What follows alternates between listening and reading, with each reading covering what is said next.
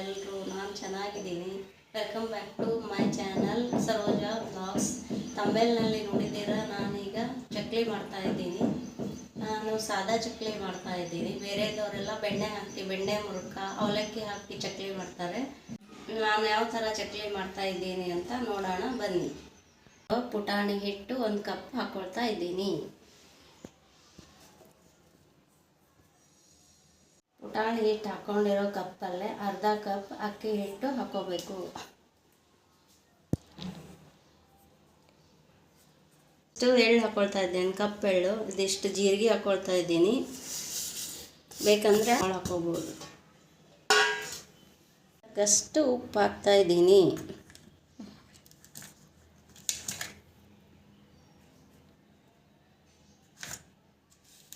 ಕ್ರಿಸ್ಪಿಯಾಗಿ ಚಕ್ಲಿ ಬರಲಿ ಅಂತ 1 ಚಮಚ ತುಪ್ಪ ಹಾಕ್ಕೊಳ್ತಾ ಇದ್ದೀನಿ.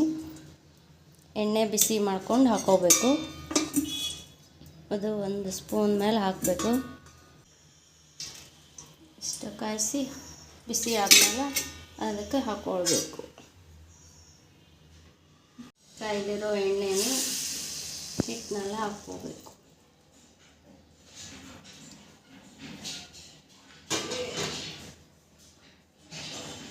ಬಿಸಿ ಎಣ್ಣೆನ ಮಿಕ್ಸ್ ಮಾಡ್ಕೋಬೇಕು.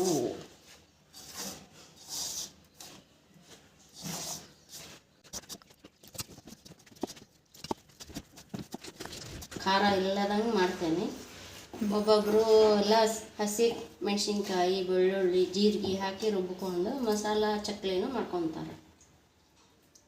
ನಾವು ಕೋಡ್ಬಳೆನೂ ಮಾಡ್ಬೋದು. ಈ ಥರನ ಕೋಡ್ಬಳೆನೂ ಮಾಡೋಕ್ಕೆ ಬರ್ತೈತಿ. ಕೋಡ್ಬಳೆ ರೆಸಿಪಿ ಬೇಕಂದರೆ ಕಮೆಂಟ್ ಬಾಕ್ಸ್ನಲ್ಲಿ ತಿಳಿಸಿ, ಮಾಡಿ ಹಾಕೋಣಂತೆ. ಸ್ವಲ್ಪ ಇದಕ್ಕೆ ಎಣ್ಣೆ ಹಚ್ಕೋಬೇಕು. ಹಿಂಗೆ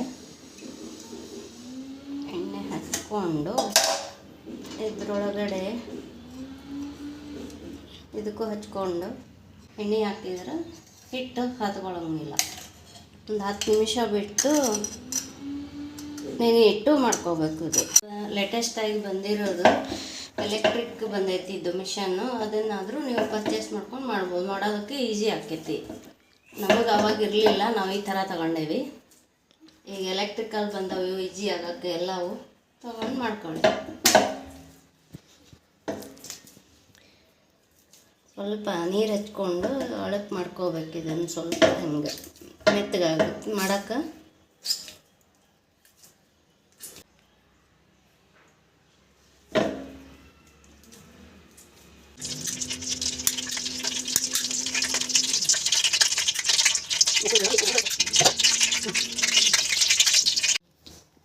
ಎಣ್ಣೆ ಕಾಯ್ತಾ ಇದೆ. ಮೀಡಿಯಮ್ ಫ್ಲೇಮ್ನಲ್ಲಿ ಇಟ್ಕೊಂಡು ಚಕ್ಲಿನ ಒಂದೊಂದಾಗಿ ಹಾಕಬೇಕು.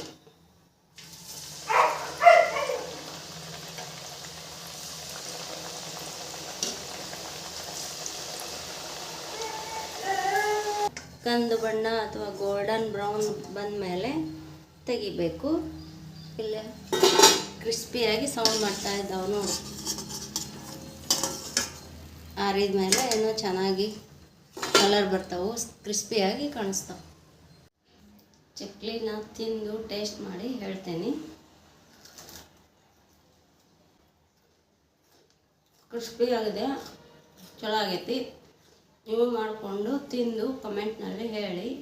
ಲೈಕ್ ಮಾಡಿ, ಸಬ್ಸ್ಕ್ರೈಬ್ ಮಾಡಿ, ಶೇರ್ ಮಾಡಿ. ನೀವು ಮಾಡಿಕೊಂಡು ತಿನ್ನಿ.